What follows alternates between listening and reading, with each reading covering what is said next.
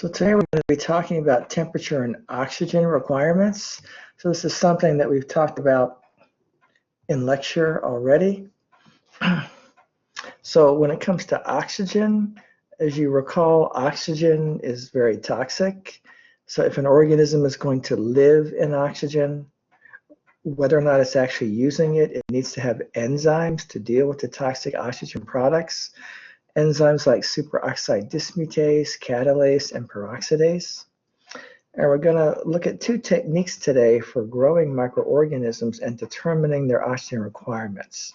So we're going to look at the anaerobic jar and agar deeps, so melted agar deeps. We're also going to look at how to determine temperature requirements. So just for some review, aerotolerance is the ability to live in the presence of oxygen. Not every organism has that ability. Anaerobic refers to the absence of oxygen, and some organisms are strictly anaerobic and cannot tolerate oxygen.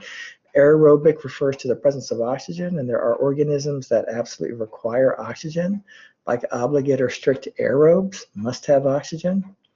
Obligate or strict anaerobes cannot tolerate the oxygen. Remember, facultative anaerobes love oxygen but do not need it. Aerotolerant anaerobes don't use oxygen, but they can survive and grow in the presence of oxygen. Microaerophiles need a little bit of oxygen, but too much overwhelms and kills them. Capnophiles are anaerobes that like a lot of extra CO2. When it comes to temperature, remember psychrophiles need it cold. Room temperature kills them. Psychotrophs, they love room temperature but tolerate the cold. Mesophiles like the mid-range around 37. Thermophiles like it around 60. Extreme thermophiles like it around boiling. So for the anaerobic jar, so this is a plastic jar which you seal, and then the oxygen is removed chemically. So there's a chemical package which produces carbon dioxide and hydrogen gas. So there is a catalyst included.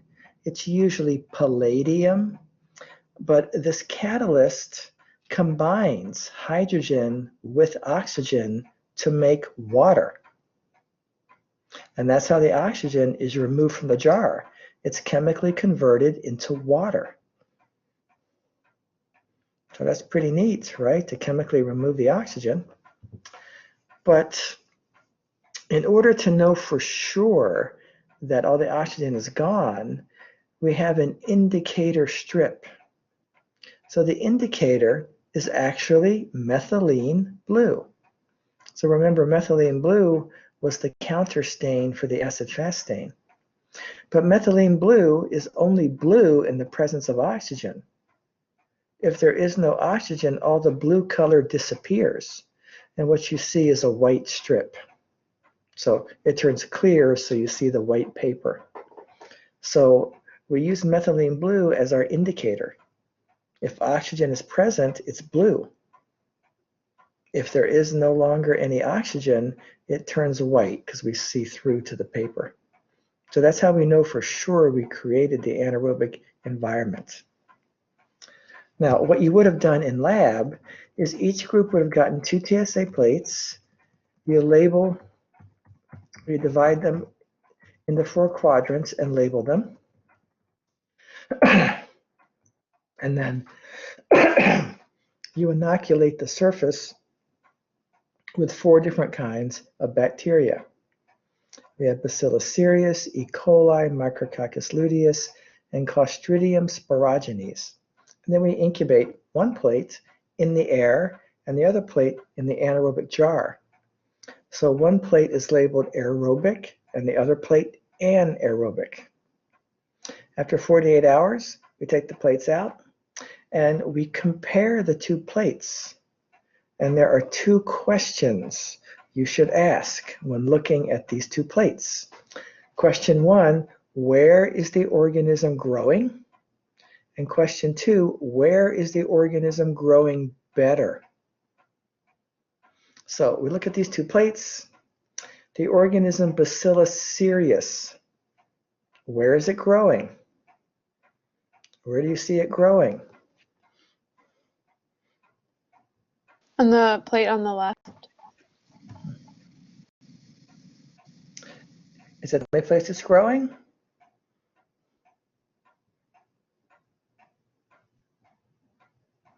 On the first plate. It obviously grows great here, but there's still growth on the anaerobic plate, right? So Bacillus cereus is growing on both plates. Where is it growing better?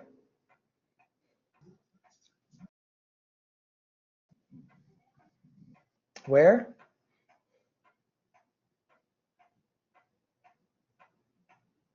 On the left plate. Is the left one aerobic? Yeah, you see the oxygen here? So that means it's yeah. anaerobic. Yeah, I got it. And this one So- is anaerobic here, so.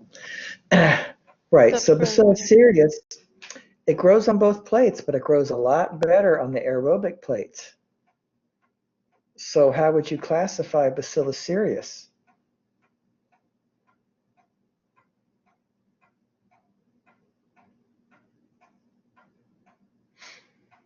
Loves oxygen, but does not need it.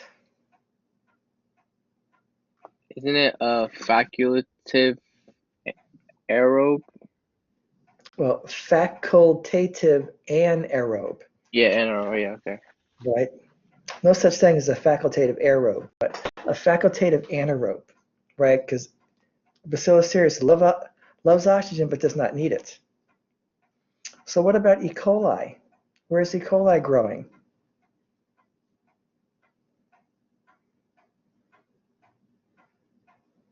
It's growing on both, but better on the Growing aerobic right. plate. It's growing on both, but better on the aerobic plate. So how do you classify E. coli? Same as Yep, the other one. yep. Another facultative anaerobe. What about Micrococcus luteus?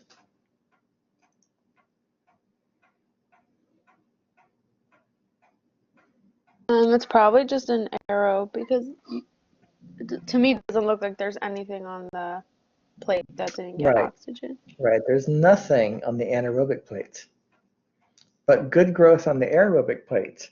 So Micrococcus luteus is an obligate aerobe, must have oxygen. And then what about Clostridium sporogenes, right? Not sporogenes, but sporogenes. Where is it growing?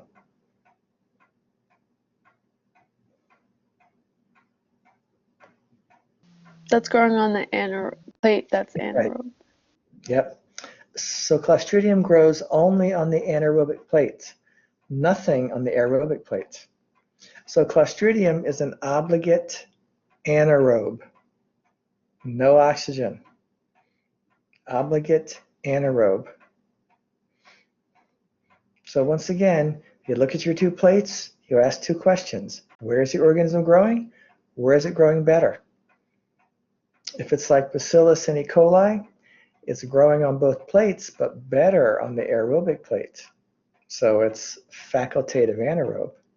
If it's only growing on the aerobic plate, it's an obligate aerobe. If it's only growing on the anaerobic plate, it's an obligate anaerobe. Does that make sense?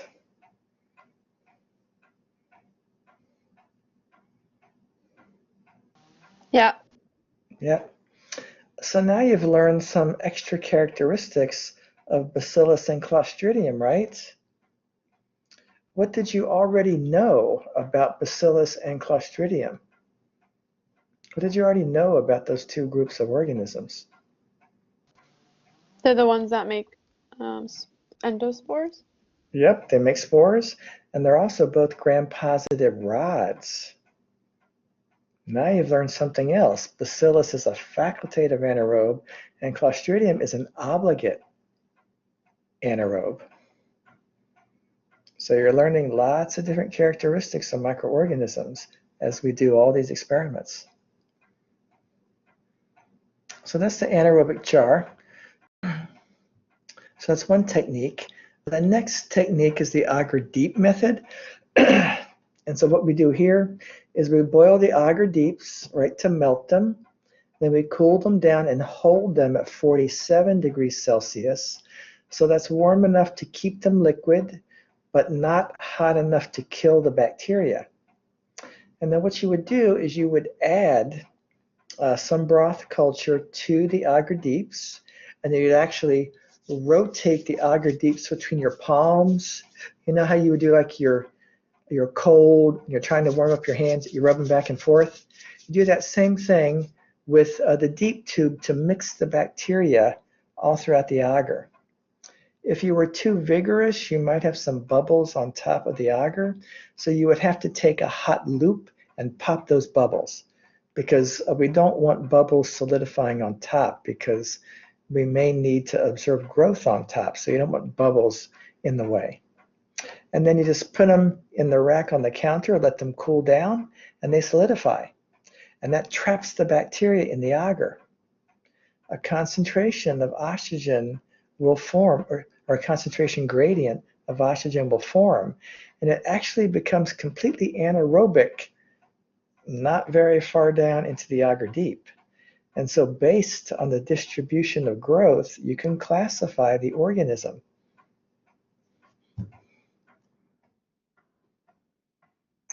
And the agar we're using is BHI agar, which you don't really have to know, but it's brain heart infusion agar. Sounds yummy, doesn't it? So here we see some results.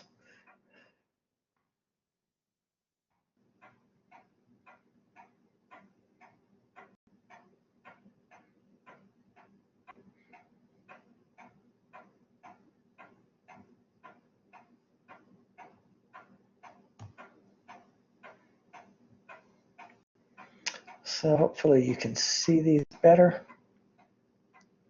So our first agar deep tube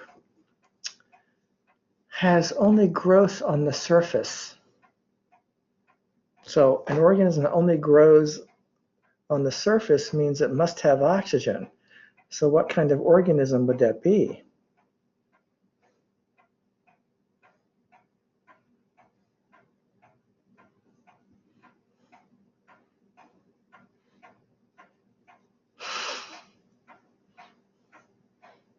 So what is it? An obligate aerobe. Right, an obligate aerobe. Now, it is hard to see in these pictures, but the agar is actually clear, pretty clear. And so there's only growth on the surface. Tube 2, you see here's the growth. It's not on the surface.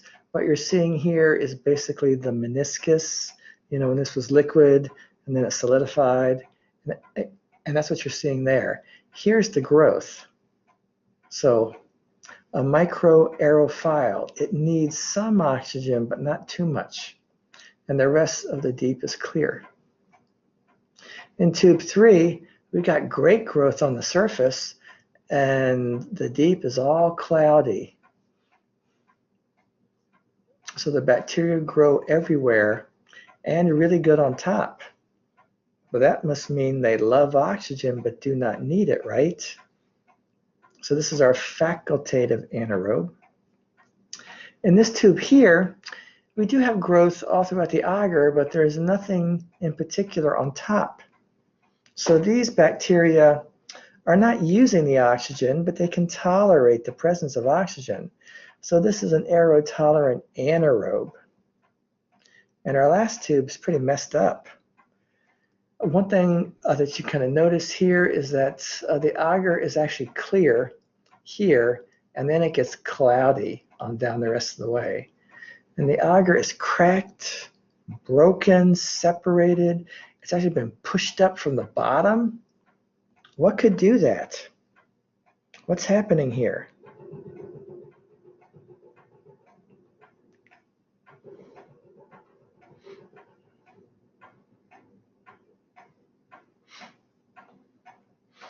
What could cause that nasty looking agar deep tube?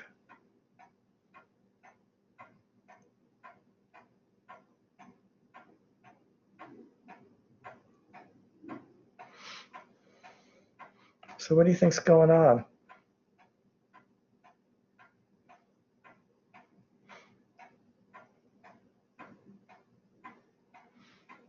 What could cause the agar to break and separate and get pushed up?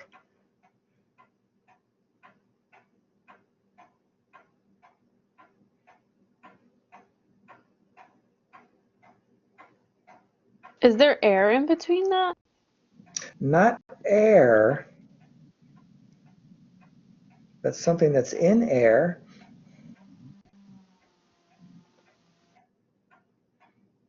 What's in air that could be produced by bacteria?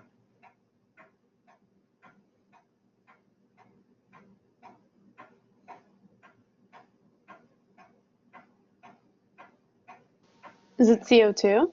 Yep, carbon dioxide gas. And so here we see something else special about Clostridium. It does make a lot of carbon dioxide gas. So it makes so much it breaks and cracks the agar, even pushes it up from the bottom. But again, the agar is cloudy, but there's nothing here in the surface or near the surface. The agar is actually clear. It's hard to see in this picture. You really need to look at these things. But so an obligate anaerobe, it does not like the oxygen at all because it's killed by the oxygen. Normally, we don't have a microaerophile or an aerotolerant anaerobe. We just have the obligate aerobe, the facultative anaerobes, and the obligate anaerobe.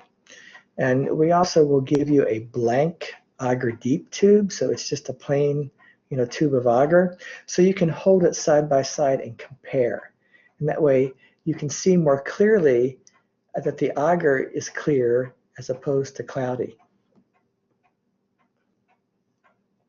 But you will be given a set of tubes. You have to look at them, tell me whether it's a obligate aerobe, facultative anaerobe, or obligate anaerobe, and give me an example of that organism.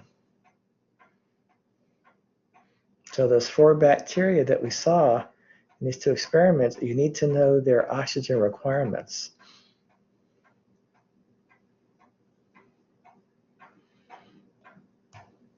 That's for the lab test, right? Yep. So we had 2 experiments with oxygen. In lab, we would have used the exact same 4 bacteria, and the results for both experiments would have confirmed each other, right? You would have gotten the same answer from each of these 2 experiments. So questions about oxygen?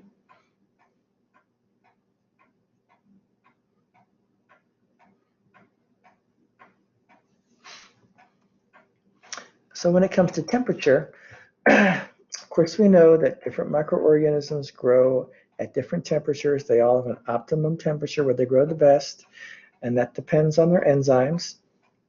And so what we would have done is that each group would have inoculated 12 broth tubes. So 12 broth tubes. We have 3 different organisms that we were going to test, E. coli, Bacillus, and Pseudomonas. But we were going to grow those bacteria at 4 different temperatures, 10, 20, 37, and 60. And then after incubation, we would look at the broth tubes and we would see if there was growth present. And the 2 growth characteristics that we would have looked for were turbidity, which means cloudiness, and sediment, because as bacteria grow and die, they fall to the bottom of the tube. And the more sediment that's on the bottom, the more growth there was in that tube. So we would examine those tubes for growth, either turbidity or sediment. And then based on where they were growing, we could classify them. Now the examples we have are not real good examples here. We're not actually looking at specific organisms. We're just trying to show you what was done. And up until relatively recently, we used 4 degrees, but we changed that to 10 degrees. So these are some old pictures. This is not my handout. We're just using what was here. And so here we see turbidity. right? These broth tubes here are cloudy, but these broth tubes are clear. So crystal clear, there's no growth. If the tube is not crystal clear, there is growth. Slightly cloudy is growth. So if it's not crystal clear, there is bacterial growth in that tube. And it's kind of hard to see, but in some of these, if you look at the bottom, there is some sediment. And so that's a characteristic that we can use to also indicate how much growth was present. And so you would spend a lot of time sorting your tubes, getting everything together so we could then compare and look at all the tubes.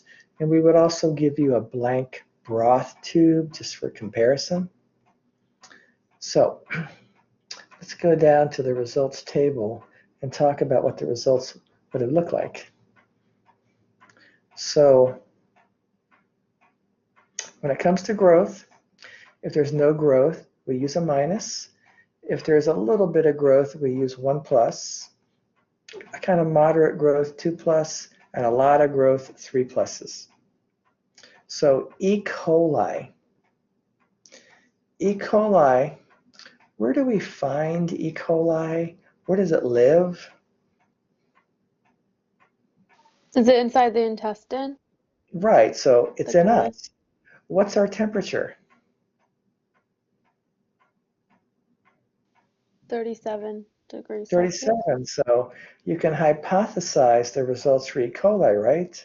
Would you expect E. coli to grow at 10 degrees? No. No, so this would be a minus. At room temperature, though, we actually see pretty good growth. At 37, we see also really good growth. At 60, we see nothing. But back to 20 and 37, we have good growth in both tubes. So how could we actually determine where there was more growth? How can we determine where there was more growth?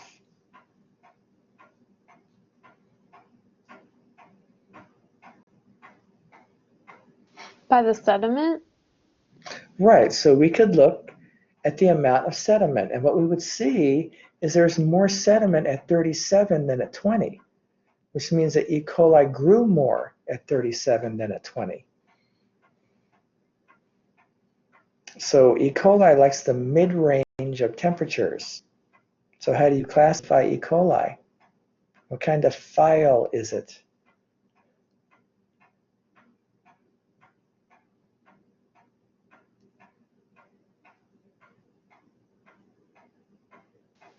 A mesophile? A mesophile, right? Now let's go to Bacillus stereothermophilus next. Gee, does the name give you any kind of clue?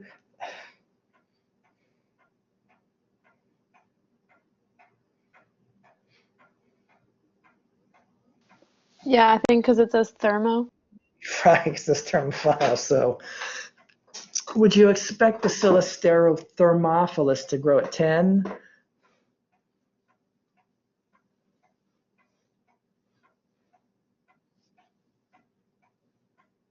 No. Nope. At 20? No. Nope. At 37? Probably not. Nope.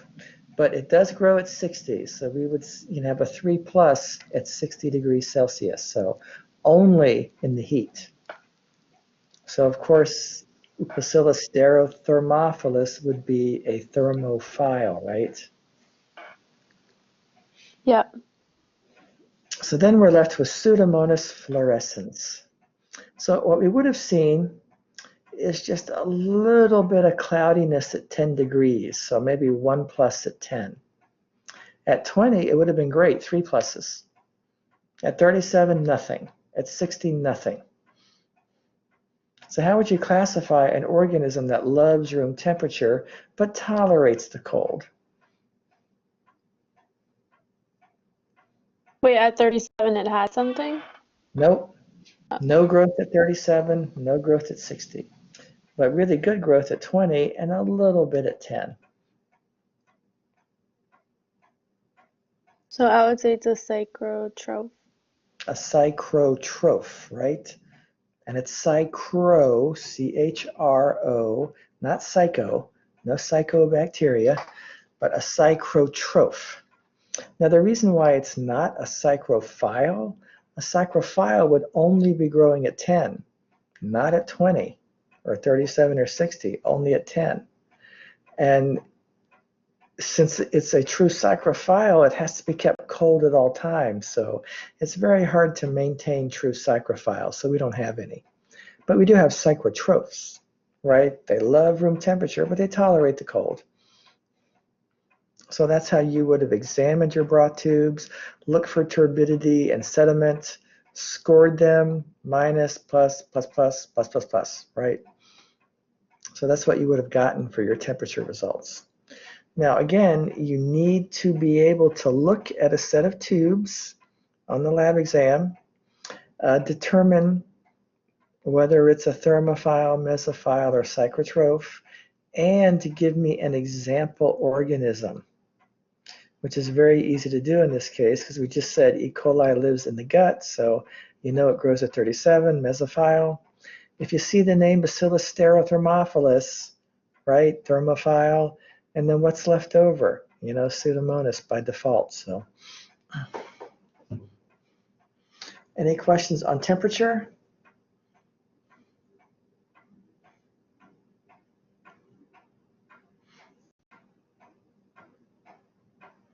So let's go back and review the results. Anaerobic jar for E. coli and Bacillus cereus, we see the same thing. Where is it growing?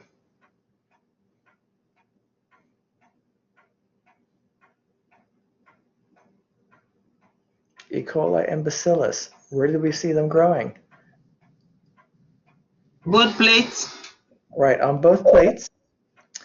Better on the aerobic plate, but still growing on the anaerobic plate. So how do we classify both E. coli and Bacillus cereus?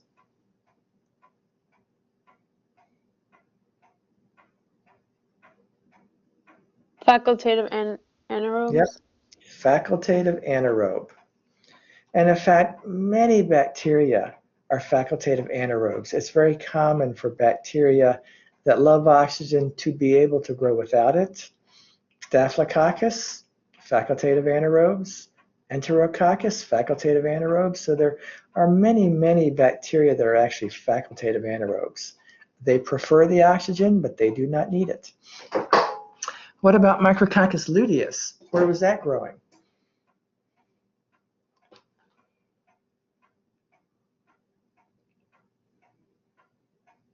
That was an obligate aerobe. Right, obligate aerobes. It was only growing on the aerobic plate, not on the anaerobic plate. And then Clostridium sporogenes, where was that growing?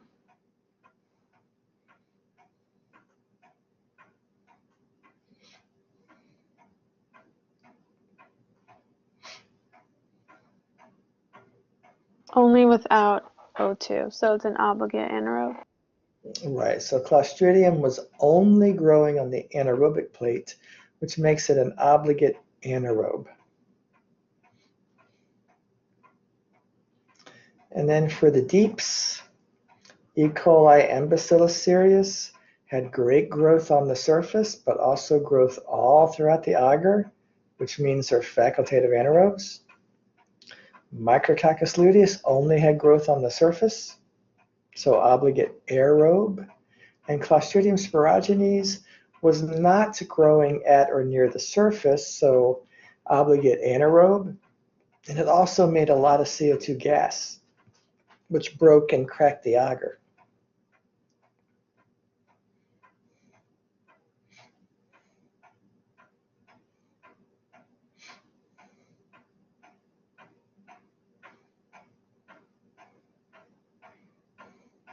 So questions on aerotolerance or temperature?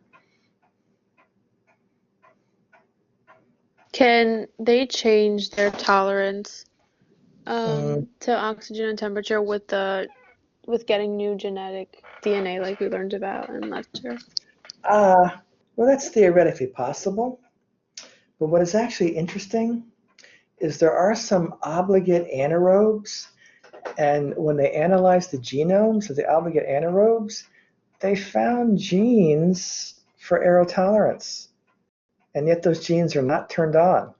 And so organisms are still killed by oxygen, even though they had the potential, because they had the genes where they could have made some of those enzymes to survive. So, what that represents, they're not sure. It could be that these were originally, aerobic organisms or facultative anaerobes that ended up living a strictly anaerobic life. And so those genes got turned off and they stay turned off. But they're just not sure. But they have found, surprisingly, genes that allow for aerotolerance in obligate anaerobes, but those genes are not turned on. And so the bacteria still die in the presence of oxygen. So it is theoretically possible the organism could acquire those genes for those enzymes, but it would need more than one gene for more than one of the enzymes, right? Because if it had superoxide dismutase, but neither catalase nor peroxidase, it would still die. So it would actually require more than one gene for more than one of those enzymes to be able to survive, but it's theoretically possible. That's interesting. Yeah, it is bizarre when you see that, that organism has genes to allow it to survive in oxygen, but it doesn't use them, and so it dies in oxygen. So evolution is amazing.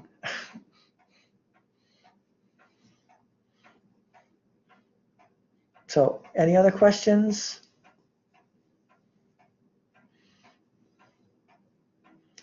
Professor, Yes, please, Christiana. can you go through the aerotolerance dip again, please? Results or Yes, the actual please. picture? But this table or the picture? The table. The table. Okay, so remember, E. coli and Bacillus cereus both have the same results. Good growth on top, but also growth all throughout the agar deep. And so that means they love oxygen but do not need it. So they're facultative anaerobes.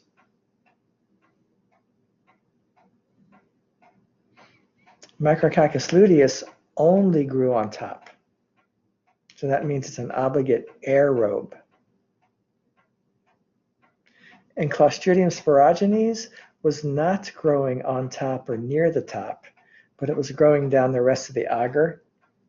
And it also produced a lot of CO2 gas. So it's an obligate anaerobe.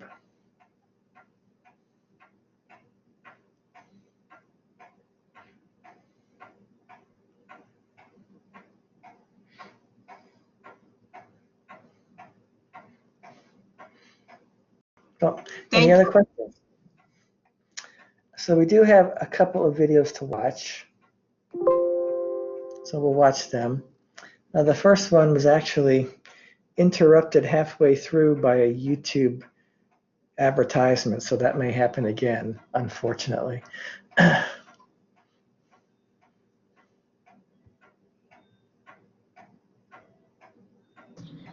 everyone, and welcome to Biology Professor. Today I want to talk about different kinds of bacterial oxygen preferences. Really, in the broadest sense, bacteria can be classified into two different categories based on whether or not they require oxygen. There are aerobes, or aerobic bacteria, that require oxygen for growth, and then there are anaerobes, or anaerobic bacteria, that do not require oxygen for growth. On the board, I've drawn 5 test tubes. I want to point out that these test tubes are filled with culture media. So this is just medium that allows bacteria to grow. It contains various nutrients. Where the media meets the air, there's a high concentration of oxygen. And then at the bottom of the test tube, there's a very low concentration of oxygen.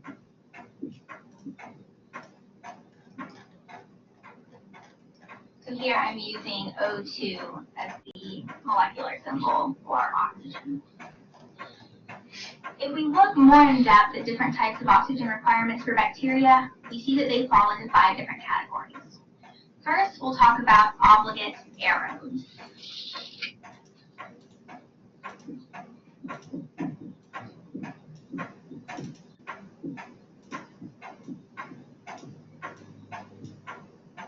Obligate aerobes are bacteria that require oxygen. They need oxygen in order to generate energy for the cell in order for it to be healthy and to grow and to replicate.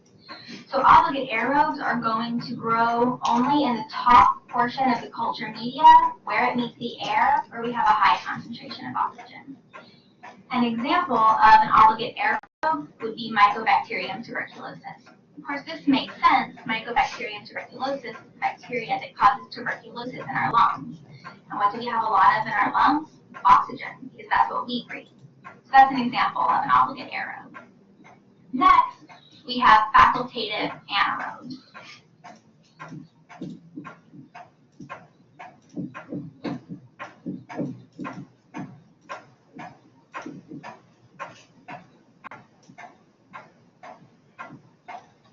Facultative anaerobes are considered anaerobes because they don't require oxygen. They can survive without it. But if they use oxygen, they can generate more energy more efficiently and grow better.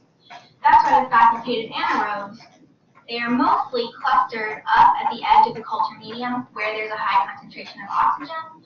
But we see that some of the bacteria are also growing lower down the tube where there's a lower oxygen concentration because they can survive these conditions. E. coli is an example of a facultative anaerobe. If we keep moving on, now we get to the obligate anaerobes.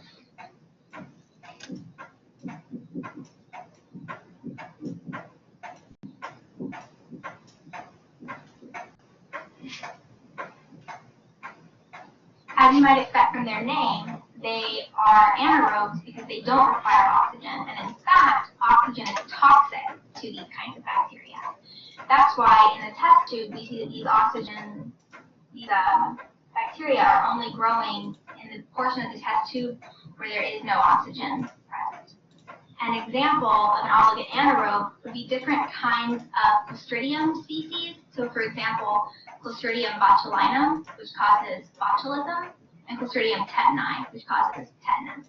This makes sense as well, because if you think about when people get botulism, it's often from ingesting food that was not prepared properly, that's been sealed, so it's been in a can where they're not able to grow, and then once you eat them, they enter into this oxygen-depleted condition where they're able to germinate and begin to grow.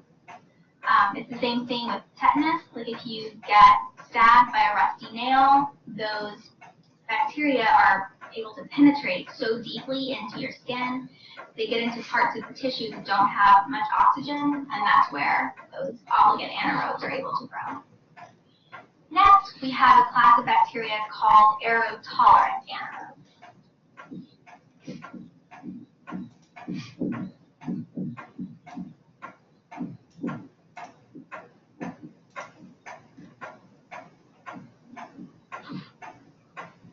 These are bacteria which, by their name, anaerobes, you can see that they don't require oxygen. But they aren't really harmed by it either.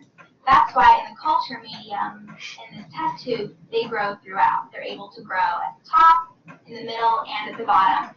And they do so evenly, because while they don't actually use the oxygen, it's not toxic to them either. An example of an aerotolerant anaerobe are species of lactobacillus. These are bacteria that live in the human vagina and also in the gastrointestinal tract. Our final class of bacteria are called microaerophiles.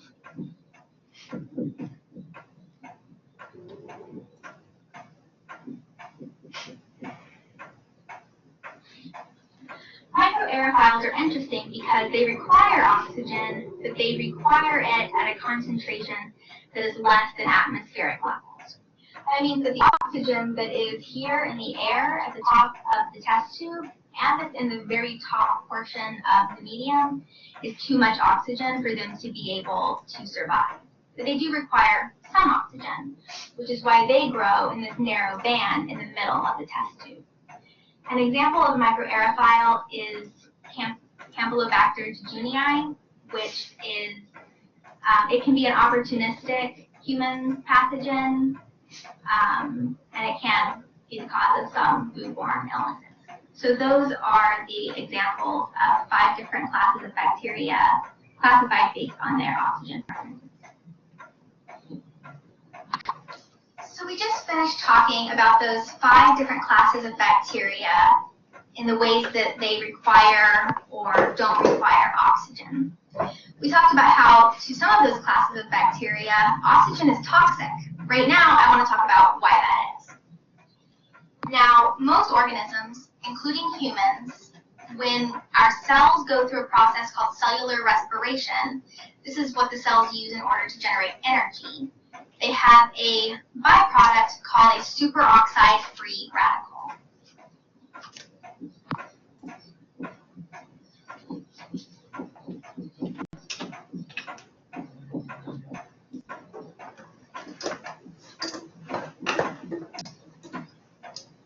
Superoxide free radicals are very, very reactive because they have this extra electron.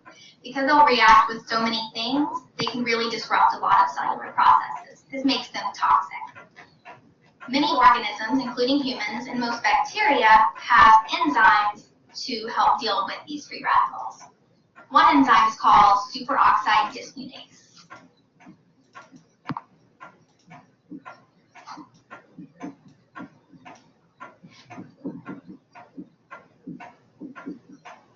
You'll also hear it referred to as SOD, S-O-D.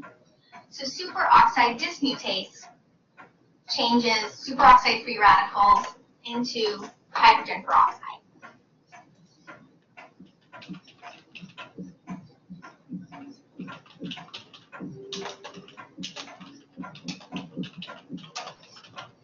This means you go from having superoxide free radicals, which are very toxic, to having hydrogen peroxide, which is still toxic but less so.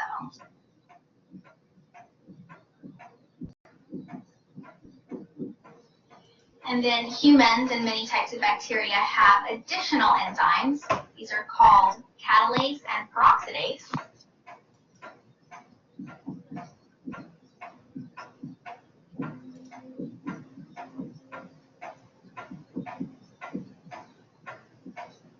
These further break down hydrogen peroxide into water and oxygen.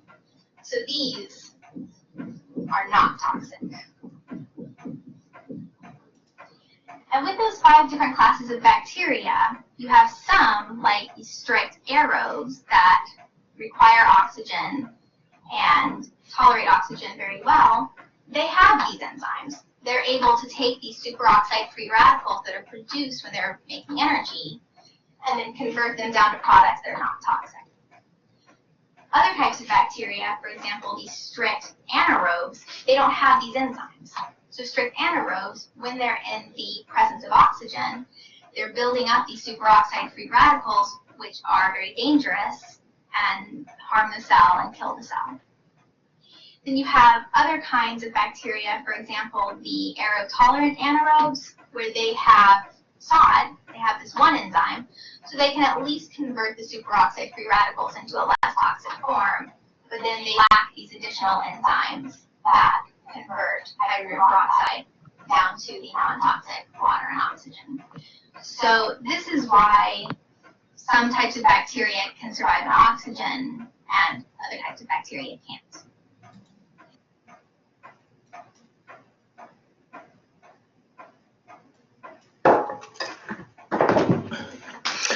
Okay, that was one. The other one's shorter. No interruption for yours. That was good. This is on temperature. Hi everyone, welcome to Biology Professor. Let's start today by asking the question, why should we care about bacterial growth preferences? I think the best answer to that question is that by understanding the preferences that bacteria have in order to be able to grow, We can also learn how to keep them from growing and how to prevent the growth of bacteria that we don't want to grow, like the bacteria that will spoil food and cause food poisoning or other human pathogens. Now, that's why today we're talking about bacteria temperature preferences. Bacteria can be classified into 5 main groups based on what temperatures they grow at. I've got a graph here. Let's talk first about what's on the y-axis. Here we have the rate of bacterial growth.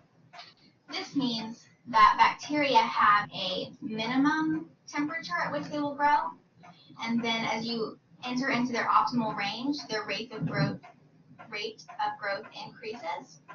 And then as you start to reach the maximal end of their temperature range, that rate of growth will decrease. On the x-axis, we have temperature. I put it here in terms of degrees Celsius. This is because both in science and research applications and also in most of the world, including Europe, temperature is usually expressed in terms of degrees Celsius. I know as Americans we're used to thinking about temperature in Fahrenheit, so let me help orient you by saying that 0 degrees Celsius is the temperature at which water freezes. 100 degrees Celsius is the temperature at which water boils, and 25 degrees Celsius is approximately room temperature.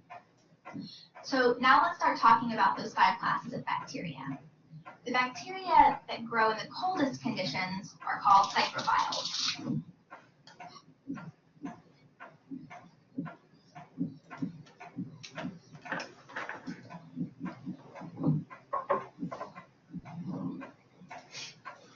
These are bacteria that can grow in freezing conditions. Their optimal temperature is between 0 and 10 or even 0 and 15 degrees Celsius. And these are the bacteria that grow in polar regions and in deep ocean water, so the water that is very, very cold. Next, we have psychrotrophs.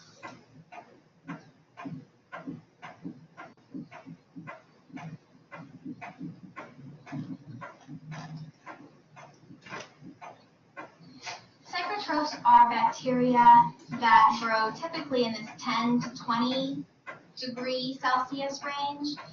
They can also grow at this range that's a little bit below 10 degrees Celsius, which is typically refrigeration temperature. So if you've ever had food that you put into the refrigerator and it spoils, the bacteria responsible for that is some type of psychrotroph. Next, as we get into these warmer temperatures, we have mesophiles.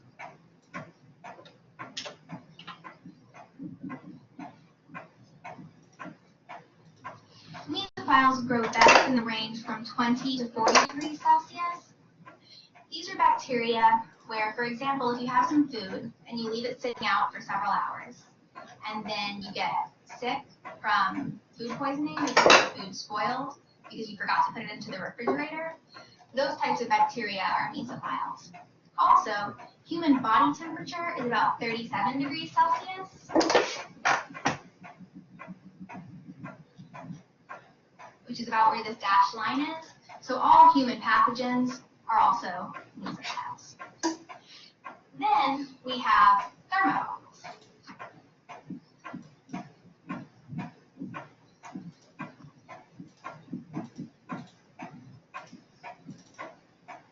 These are bacteria that prefer warmer temperatures, so we're getting up into this 50 to 60 degrees Celsius being their optimal growth range. And then finally, on the warmest end of the temperature spectrum, we have hyperthermophiles.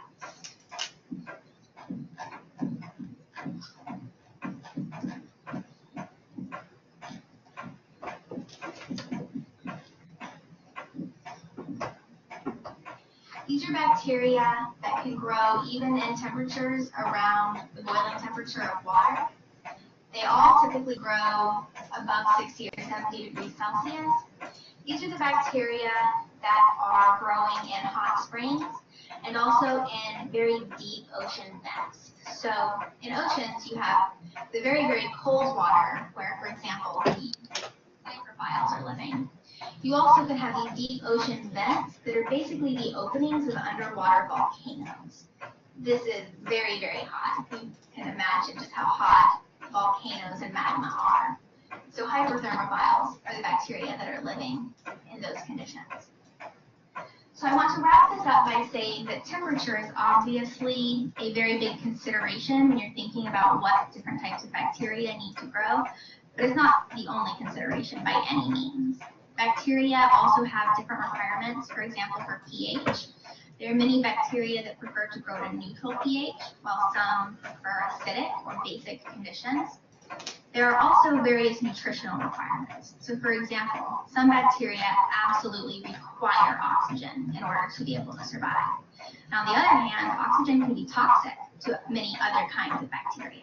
And then there's a whole host of other nutritional requirements. Different bacteria will require different levels of nitrogen or sulfur or carbon dioxide or different trace metals. And these are all things that have to be taken into account when you're studying the ways that different types of bacteria grow. So that's it for today. I hope you guys learned a lot, and thanks for watching.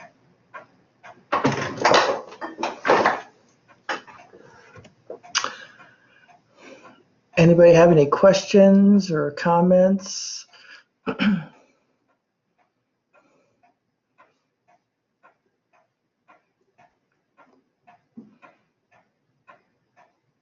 Is everybody still awake?